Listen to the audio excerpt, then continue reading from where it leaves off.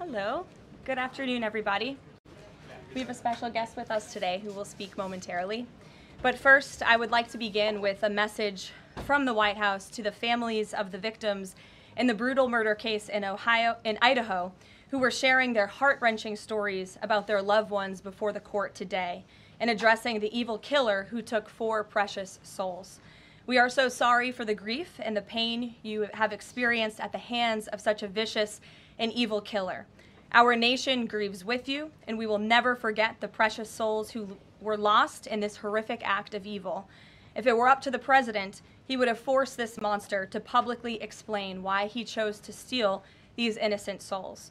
May God bless and watch over everyone affected by this unimaginable tragedy, especially the parents who lost their children. Let me begin with a few scheduling items off the top. Later this afternoon, President Trump will deliver the keynote address at the Winning the AI Race Summit here in Washington, D.C. President Trump believes it is non-negotiable that the United States wins the AI race, which is why today, President Trump will announce a bold and comprehensive AI action plan to sustain and enhance America's global AI dominance. Under President Trump's leadership, our country will lead the world in AI to secure a brighter future for all Americans, massively grow our economy, and protect our national security. The president will also sign 3 executive orders at the event this afternoon. On Friday morning, President Trump will travel to Scotland for a working visit that will include a bilateral meeting with Prime Minister Starmer to refine the historic U.S.-UK trade deal. On the topic of trade, yesterday, President Trump accomplished something no other president has ever achieved. The president secured and announced 3 major trade deals with the Philippines, Indonesia, and Japan, all in one day. President Trump is finally putting a stop to our country getting ripped off. As a result of the president's successful negotiating tactics, many foreign markets are now being opened to American industries for the very first time, and harmful trade barriers are being broken down.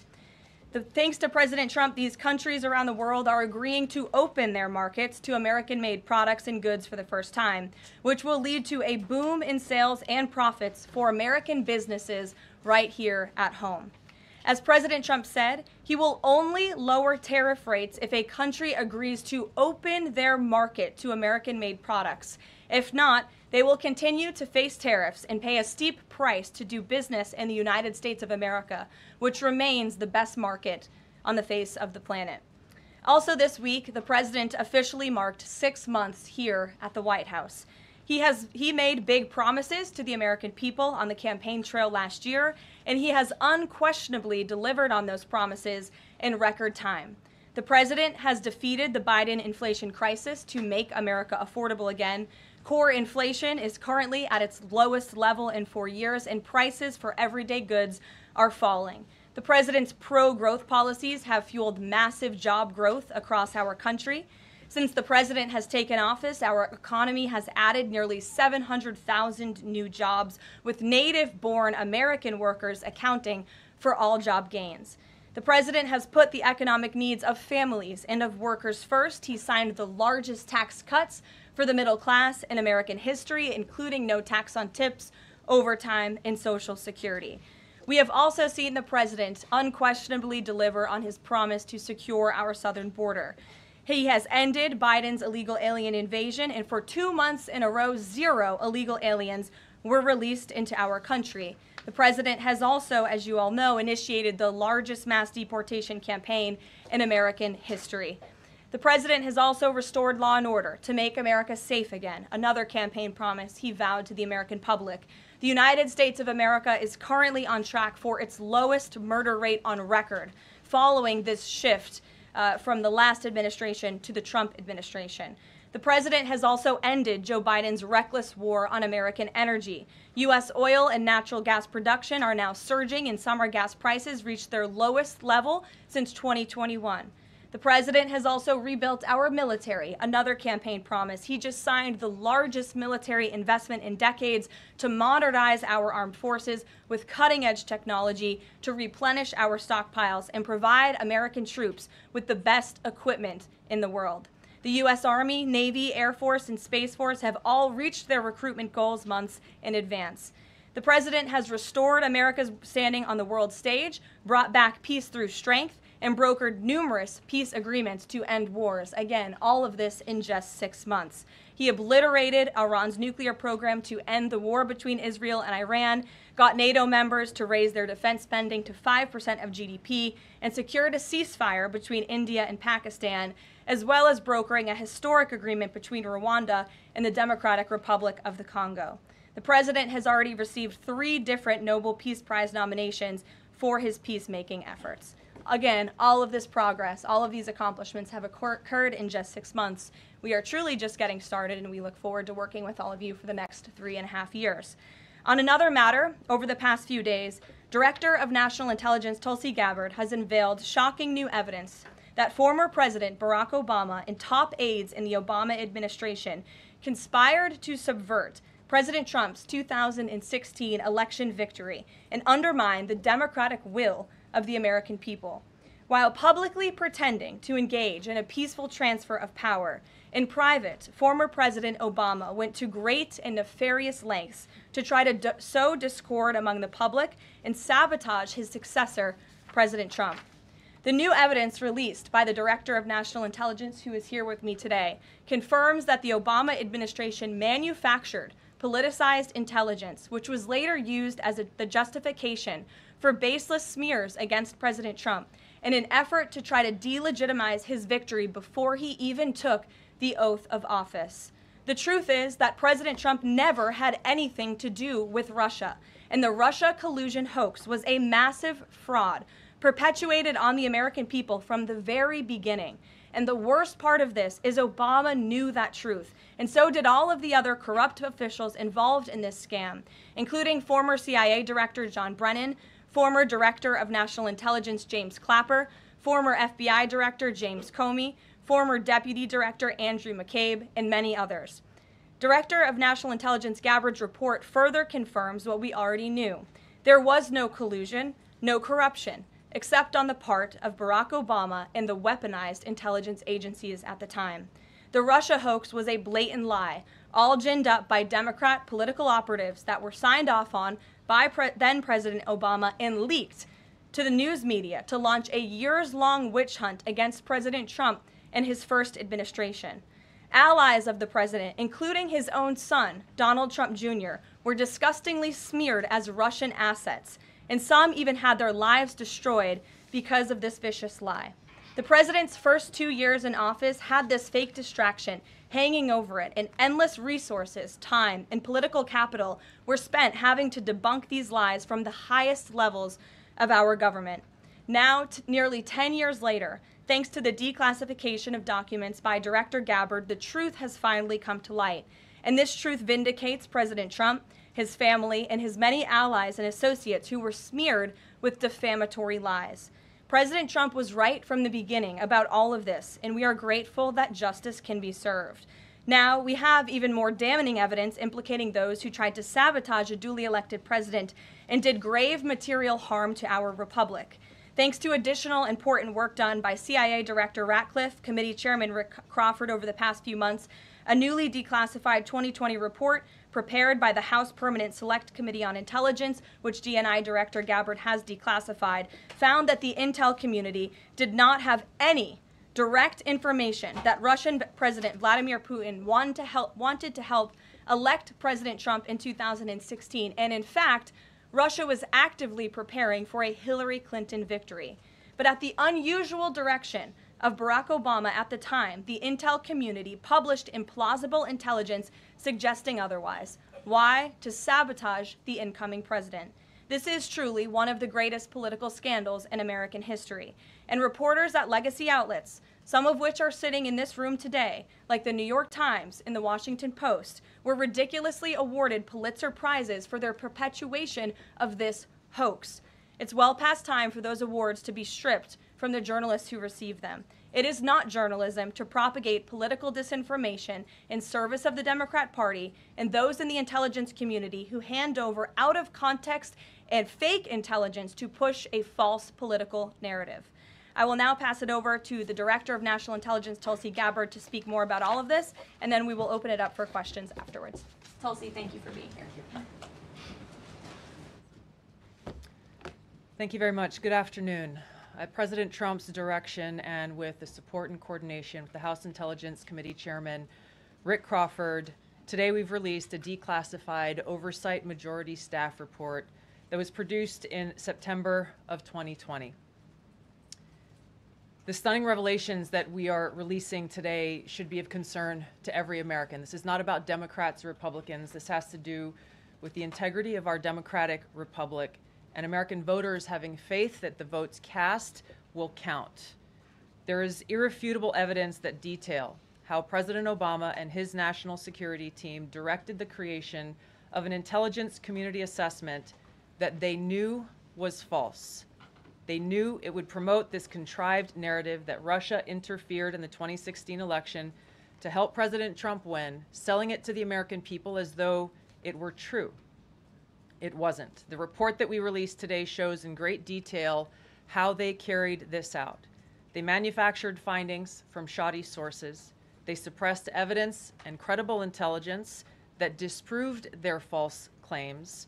They disobeyed traditional tradecraft intelligence community standards and withheld the truth from the American people. In doing so, they conspired to subvert the will of the American people who elected Donald Trump in that election in November of 2016. They worked with their partners in the media to promote this lie, ultimately to undermine the legitimacy of President Trump and launching what would be a years-long coup against him and his administration. We're here today because the American people deserve the truth, they deserve accountability, and they deserve justice.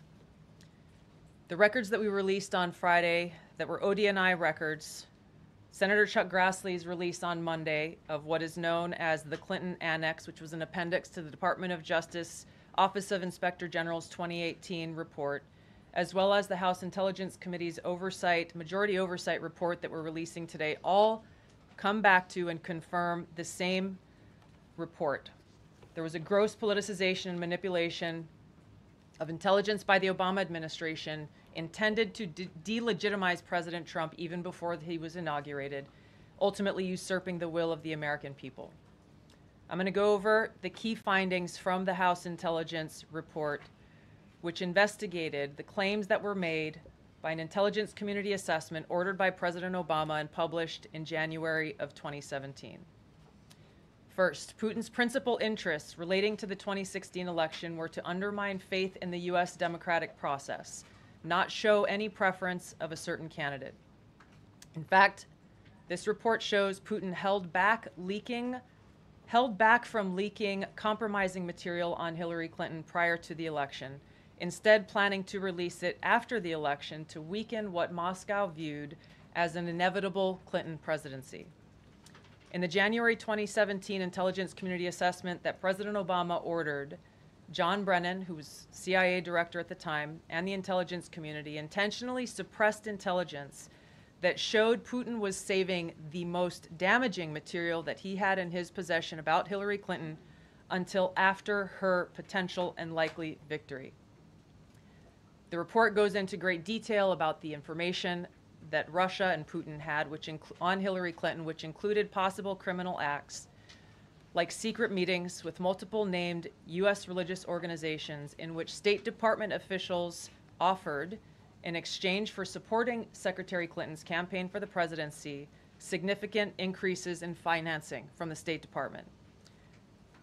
They also had documents that showed the patronage of the State Department to State Department employees who would go and support Hillary Clinton's presidential campaign.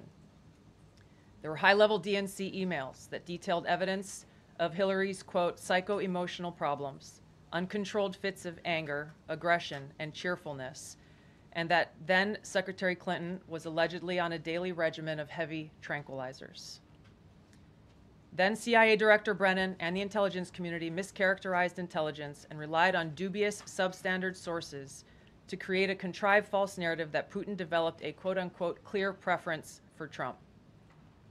Brennan and the IC misled lawmakers by referencing the debunked Steele dossier to assess quote-unquote Russia's plans and intentions, falsely suggesting that this dossier had intelligence value when he knew that it was discredited.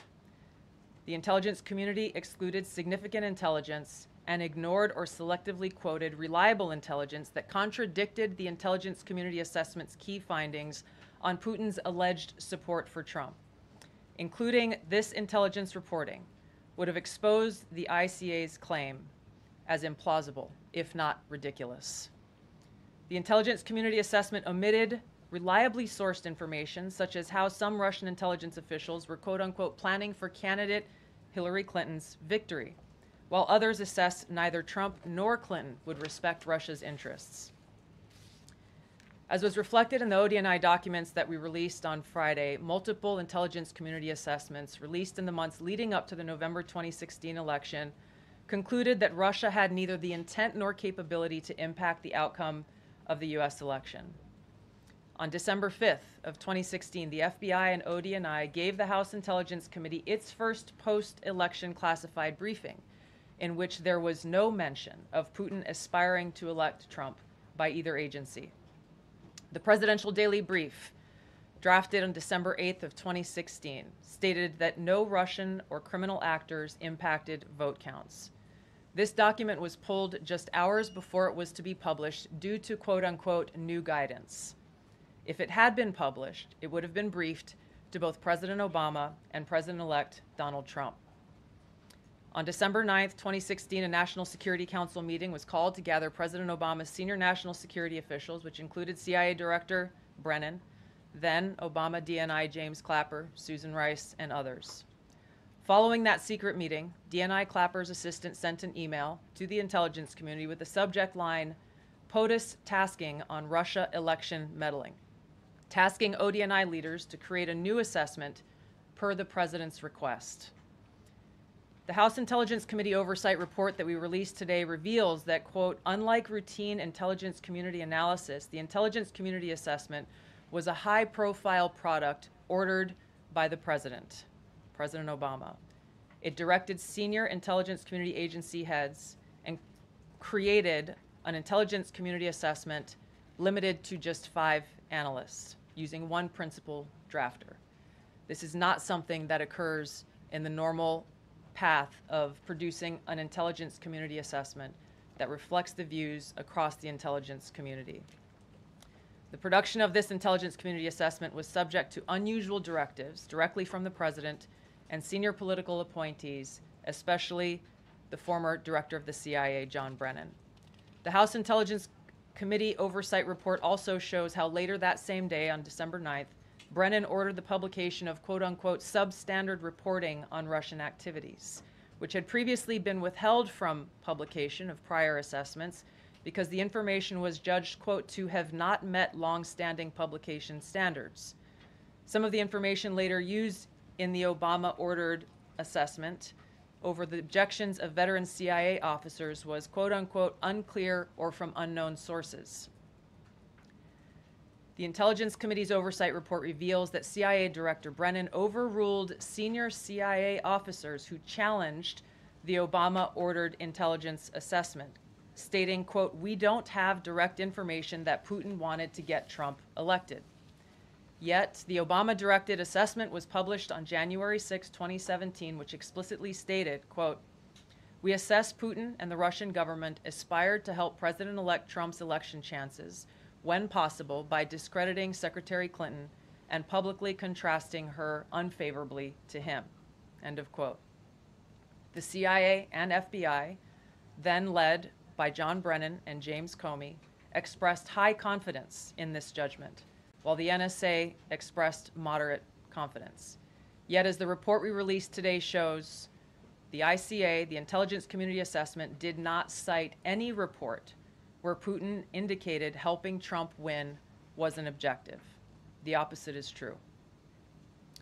With regards to the Steele dossier, we now know that one of the source documents that the Obama administration used in the creation of this intelligence assessment in January of 2017 was none other than the discredited, unverified Steele dossier. The House Intel report states, quote, contradicting public claims by then CIA Director Brennan that the dossier was not in any way incorporated into this intelligence assessment. The dossier was referenced in the intelligence assessment's main body text and further detailed in a 2-page Assessment Annex. John Brennan lied, and he denied using this dossier in this intelligence assessment that President Obama ordered because he knew it was discredited. It was a politically motivated, manufactured document. He directed senior CIA officials to use it anyway. CIA officer told the House Intelligence Committee staff as they investigated this, quote, "The director of the CIA, John Brennan, refused to remove it, and when confronted with the dossier's many flaws, responded, quote, 'Yes, but doesn't it ring true?'" Even the bipartisan Senate Select Committee on Intelligence report published in 2020 criticized the FBI's handling of the Steele dossier, noting its completely unverified nature and purposeful sidestepping of intelligence community procedures in its use. Now, President Obama, Hillary Clinton, John Brennan, James Clapper, James Comey, and others, including their mouthpieces in the media, knowingly lied as they repeated the contrived narrative that was created in this January 2017 intelligence community assessment with high confidence as though it were fact. John Brennan, as CIA director, stated in a memo to his agency staff in December of 2016, saying, quote, "There is strong consensus among us on the scope, nature, and intent of Russian interference in our presidential election." This was reported by NBC News, confirming that Brennan, along with James Clapper and James Comey, agreed with the CIA's assessment that Russia intervened to help Trump win the presidency. As Obama's Director of National Intelligence, James Clapper was tasked with overseeing the creation of this assessment in January of 2017 by President Obama, and he expressed confidence in its findings. In a 2018 interview with the Harvard Gazette, he talked about how he provided Trump with the same classified assessment that President Obama received, which included the high confidence judgment that Putin directly ordered the hacking and election interference. Clapper then went on to add, "I think they, the Russians, actually influenced the outcome." This is a brief summary of the details that you'll find within the House Majority Staff's report in their investigation into the Obama-directed January 2017 Intelligence Community Assessment that leads us to the very same conclusion that we announced in the release of our documents on Friday. The implications of this are far-reaching and have to do with the integrity of our democratic republic. It has to do with an outgoing president taking action to manufacture intelligence, to undermine and usurp the will of the American people in that election, and launch what would be a years-long coup against the incoming President of the United States, Donald Trump. Thank you. Well, thank you, Tulsi. And we do want to take questions on this topic while the director has time for this topic. She will leave. I'm happy to take questions on other matters after that. But if anyone has questions for Director Gabbard, you're welcome to ask them. We'll start with our new media seat as always. Emily, go ahead. Thank you. And Director Gabbard, this one is for you. Do you believe that any of this new information implicates former President Obama in criminal behavior? We have referred and will continue to refer all of these documents to the Department of Justice and the FBI to investigate the criminal implications of this. For even former President Obama? Correct. The evidence that we have found and that we have released directly point to President Obama leading the manufacturing of this intelligence assessment. There are multiple pieces of evidence and intelligence that confirm that fact. Ed, go ahead. Director Gabbard, thank you. So just two questions, but to begin on that. The President yesterday, you've inferred that the former President helped lead a coup. Based on what you now see, do you believe President Obama is guilty of treason? I'm leaving the criminal charges to the Department of Justice. I am not an attorney, but as I've said previously, when you look at the intent behind creating a fake manufactured intelligence document that directly contradicts multiple assessments that were created by the intelligence community, the expressed intent and what followed afterward can only be described as a years-long coup and a treasonous conspiracy against the American people, our republic, and an attempt to undermine President Trump's administration. The Senate Intelligence Committee spent several years looking into this and unanimously agreed in a bipartisan fashion, Secretary of State Rubio was a member of that committee, that there was no political interference. There was a years-long Justice Department investigation into this as well that also concluded no political interference. So help us, from a 50,000-foot level, explain, what do you now have that refutes those two conclusions? I will encourage you, in my role as the Director of National Intelligence, my job, again, as I said when I came into this role, was to make sure that we are telling the truth to the American people and that we are ensuring that the intelligence community is not being politicized. So I'm not asking you to take my word for it. I'm asking you in the media to conduct honest journalism and the American people to see for yourself in the documents that we've released now, close to 200 pages, that point in multiple references, multiple examples, to include comments that have been made by senior intelligence professionals, who are some still working within these agencies today, that confirm the conclusions that we have drawn, that President Obama directed an intelligence community assessment to be created to further this contrived false narrative that ultimately led to a years-long coup to try to undermine President Trump's presidency. And it's your belief John, that go those ahead. two previous investigations missed that or covered it up? I'm telling you to look at the evidence. Look at the evidence, and you will know the truth. John. Thanks, Caroline. Thanks, Director Gabbard. You declassified these documents, if I'm not mistaken, Friday of last week, correct? We released them on Friday of last week, the first tranche, yes. This isn't the first time that President Trump has been president of the United States. He was president from 2017 to 2021. Couldn't the prior DNI under President Trump have declassified these documents? And why didn't that DNI do that at that time? I can't speak to what happened there. There were several DNIs under the first Trump administration. President Trump faced many challenges from those who were working in the government who sought to undermine his presidency. That's been clearly detailed.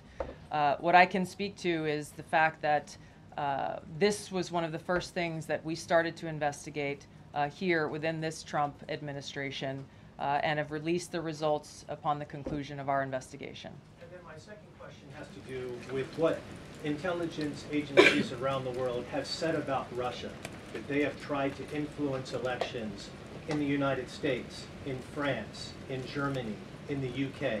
Do you disagree with that? Do you believe that Russia is a bad actor as it relates to trying to influence elections? I'll point back to the intelligence that President Trump has ordered declassified, that we have declassified and released, that the intelligence reflects Russia's motives were to try to sow discord and chaos within the U.S. election, which is a clear distinction from showing a preference for or against a specific candidate, which is what the Obama manufactured intelligence document alleges, that Russia preferred Donald Trump and tried to help Donald Trump get elected. Again, going back to the most important point here, with the intent to undermine the legitimacy of President Trump's election and therefore subvert the will of the American people who chose to send him to the White House. Reagan.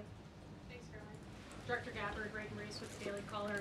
You laid out that the documents revealed that the Obama administration did not publish a December 2016 presidential daily briefing that demonstrated that Russia did not steal the election. Trump was receiving these briefings at the time because he was president-elect. Are you of the view that that information was kept out of the briefing because then President-elect Donald Trump would have seen it? I don't have any documents that speak to exactly what the new guidance was that was given as the reason for pulling that document, which, by the way, still has never been published until we released it last week, Friday. One could assume that they didn't want President Trump to see a document that came from the intelligence community that would contradict the Russia hoax narrative that began through the Hillary Clinton campaign with the Steele dossier. One more. Maybe either for you or Caroline. The president said yesterday that Obama committed treason.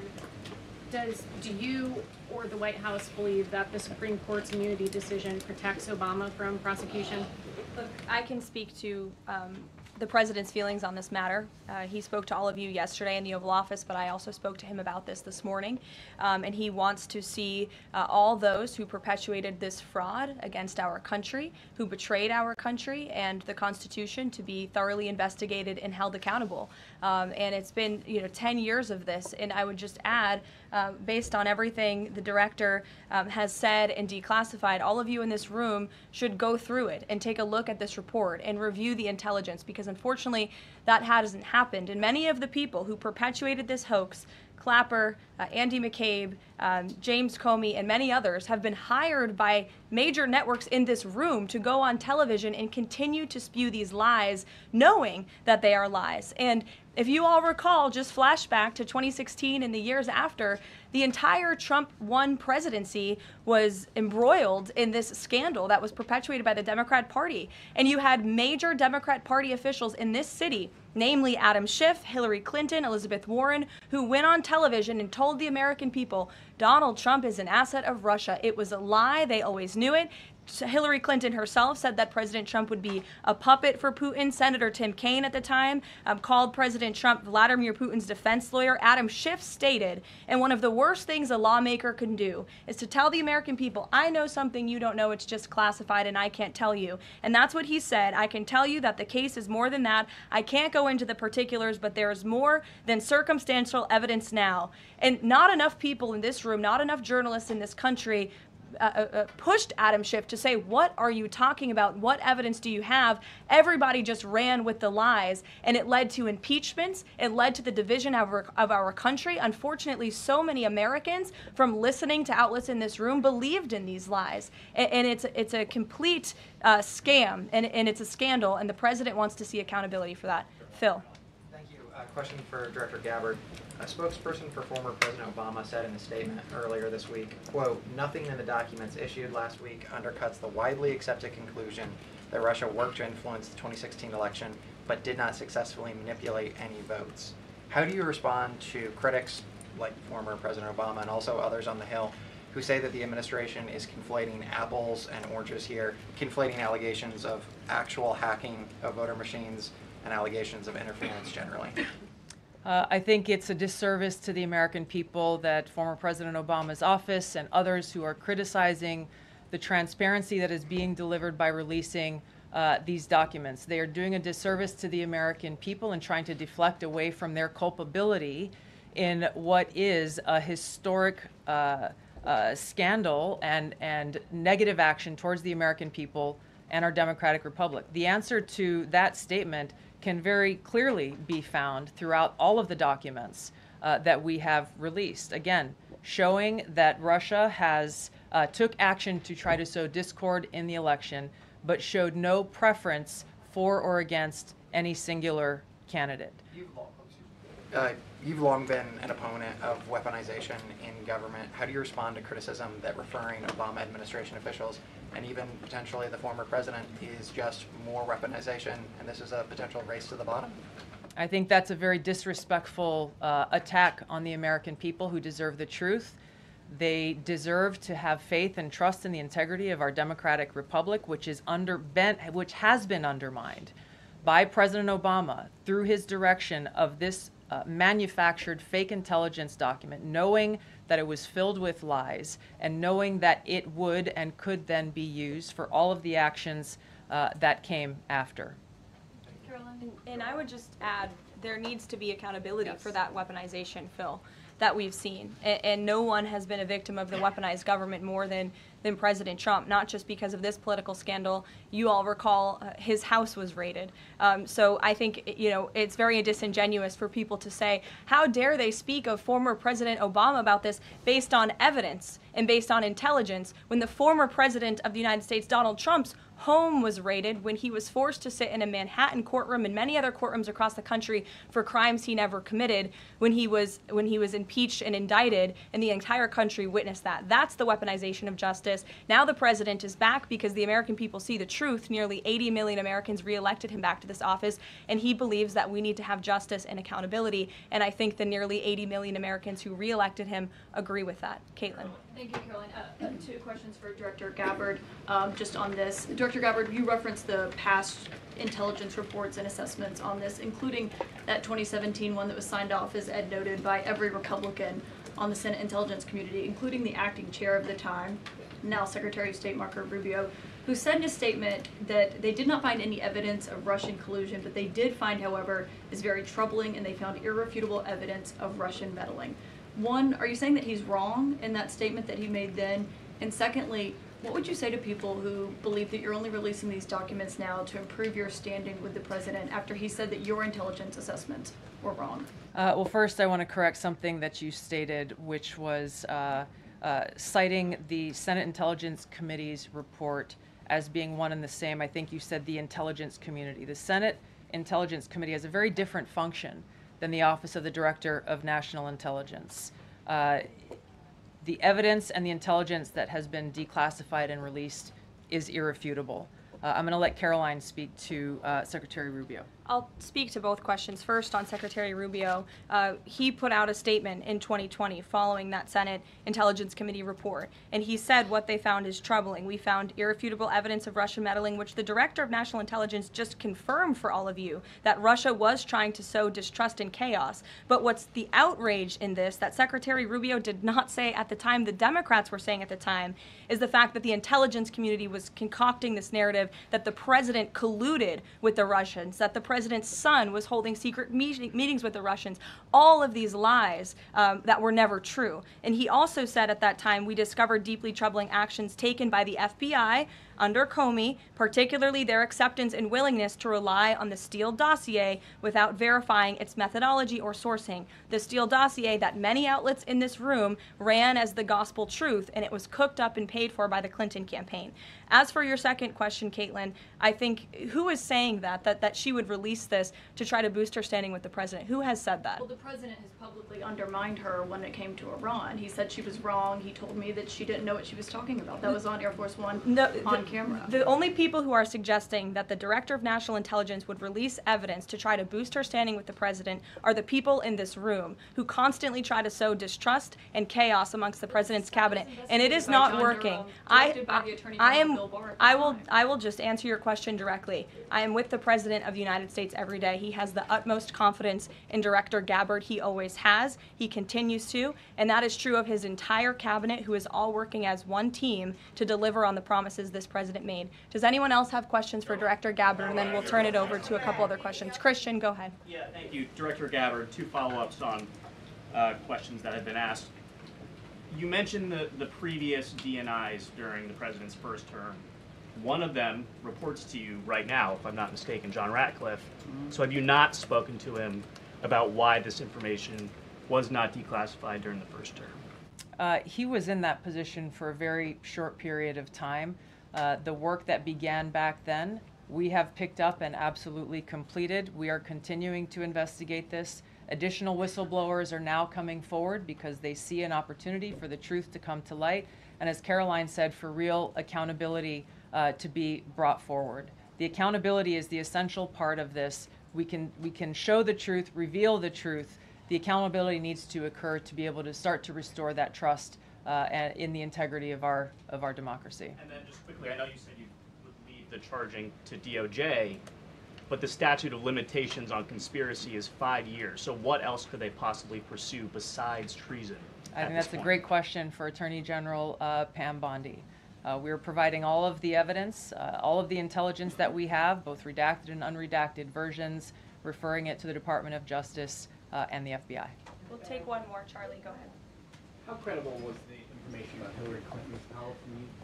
The report said that it was from sourced from the DNC. Have you seen that information, or do you think that maybe Russia was overemphasizing what they had?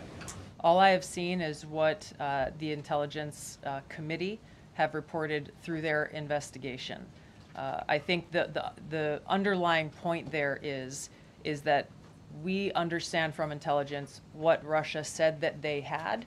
And the important point here is that if they were trying to influence the election, as President Obama and James Clapper and John Brennan, everybody said they were doing in order to support Donald Trump's election, they would have released the most damning of that information, some of which I detailed here. You'll find the rest in the report, prior to the election to help Donald Trump win. They specifically withheld what they had on her, the most damning information, because they thought that she would win the election. They had plans to release it just prior to her inauguration to, again, sow discord and chaos in America. And if I may, On Jeffrey Epstein, can you rule out that he was connected in some way to any kind of intelligence, either foreign or domestic? I haven't seen any evidence or information that reflects that. If anything comes before me that changes that in any way, support the president's statement loud and clear. If any credible evidence comes forward, he wants the American people to see it. Great. Director Gabbard, we thank you for Thank your you. time today. I know you're a busy woman, Thank so you. we'll let you get out of here, but thank you so much. Okay. I know there's many issues going on today across the world and here at home. If you have any other further questions, I'm happy to take them. Ed, why don't you go ahead? Yeah, thank you, Caroline. So the Japan trade deal, is that Japan trade deal the start of this number of trade deals that the Treasury Secretary says we're going to see by August 1st?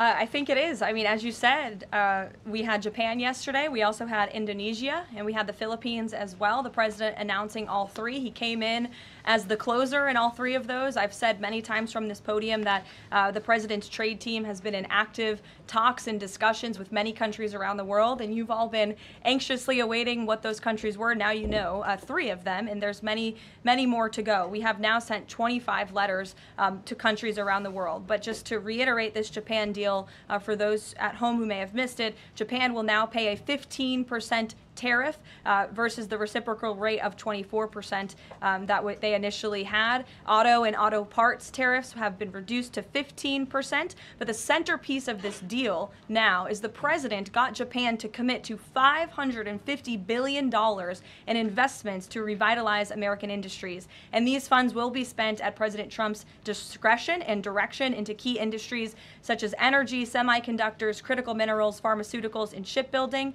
And the U.S. will retain 90% of the profits from any investments made by this $550 billion fund. This was originally a $400 billion investment that President Trump then negotiated to an increase of $150 billion, making it a $550 billion deal for the American people. And I just want to emphasize, Ed, I see you have a follow-up, but it's very important. Japan has agreed to open their markets to many very key sectors in American-made products that have really faced very strict tariff and non-tariff barriers prior. So thanks to the president, Japan's markets will now be open to American-made products and goods. This is big news for our tech companies and our farmers as well. On Monday, the Treasury Secretary is going to Stockholm to talk to the Chinese delegation. What does the president hope to get out of that meeting? Are there deliverables? I won't speak to any deliverables or set expectations. I'll let the Secretary of Treasury do that. But I did speak to him yesterday about his upcoming trip, and he looks forward to continuing discussions with his Chinese counterparts. The president has ensured that we have a good continuing working relationship with China that benefits the United States. And so the Secretary of Treasury will be obviously discussing those key matters, but I'll let him set the expectations. One more, if I may. Sure. Given what the DNI just said and laid out, does President Trump believe that President Obama should go to jail for something? Look, the president believes that this matter needs to be thoroughly investigated, and anyone convicted of crimes should be held accountable in this country. Go ahead. Special Envoy Wickoff is headed overseas again. Good to see you, Olivia. I haven't seen you since the campaign trail. Yeah, it's good to see you. He's headed back overseas. Can you give us a sense of what the marching orders are to some of the people he'll be meeting with, and specifically as it relates to Gaza and ongoing talks there? Yes, Special Envoy Wickoff is headed to Europe, where he will meet with key leaders from the Middle East to discuss the ongoing ceasefire proposal to end this conflict in Gaza and to release the hostages. These are very sensitive negotiations that are currently taking place.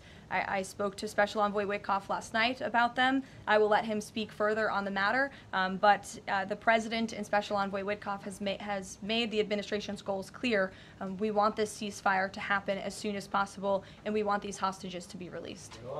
Go ahead. Caroline, a Florida federal judge has refused to allow the Epstein grand jury materials to be released. Does the president want the administration or Department of Justice to appeal that ruling? That was just breaking as the director and I were coming out here, so I haven't had a chance to talk to the president about it. I understand there are 2 other requests from the Department of Justice that are ongoing, but I'll let this president speak to whether he wants to see an appeal. And the Department of Justice, I'm sure, can give you a statement on that as well. And is he supportive of the effort to talk to Ghislaine Maxwell? I know that Todd Blanchard mentioned that earlier this week. The president spoke to this yesterday, and he said he thinks it's an appropriate idea. Kelly. What is the accountability that that you would like to see if this current president is the one who brought the case to the Supreme Court and Chief Justice Roberts made clear in his opinion that a sitting president's responsibilities in office cannot lead to prosecution, immunity. So what is it the President Trump wants regarding President Obama, given that fact? And the special counsel at the time, Durham, when that Supreme Court matter was not in effect, could have charged anyone and did not. So on those 2 points, how do you respond? Look, the president has made it clear that he wanted these documents to be declassified. He wanted the American people to see the truth, and now he wants those who perpetuated these lies and this scandal to be held accountable. As for what accountability looks like, as the director said, it's in the Department of Justice's hands, and we trust them to move this ball forward. But you would agree Stephanie. President Obama cannot be charged based on that immunity. Again, I'll leave that to the Department of Justice. Stephanie. In light of the Japan deal, are sectoral tariffs now up for negotiation with trading partners? And in a similar note, are these negotiators asking for investment funds, sort of like what Japan had agreed to? As for sectoral tariffs, I understand that the president continues to be in talks with our Secretary of Commerce. We have made commitments on various sectoral tariffs, as you know. The Department of Commerce has initiated studies to then move forward with implementing those sectoral tariffs. So I would defer you to them for further comment. Meredith. I wanted to ask if the White House has any update on the Commerce Department employee who's been detained or banned from exiting China, and if there are any efforts to get him out. I can assure you and the American people that the administration is actively monitoring the situation and engaged, but typically we don't comment on individual cases like this as we are sorting them out. Sure. Yes. Behind you, Dr. Harper, sorry. Go ahead, to the lady sitting down in the blue, yes. Okay. What's your name? What's your name? My name is Karoline also. Karoline Boda with the Center Square. Great.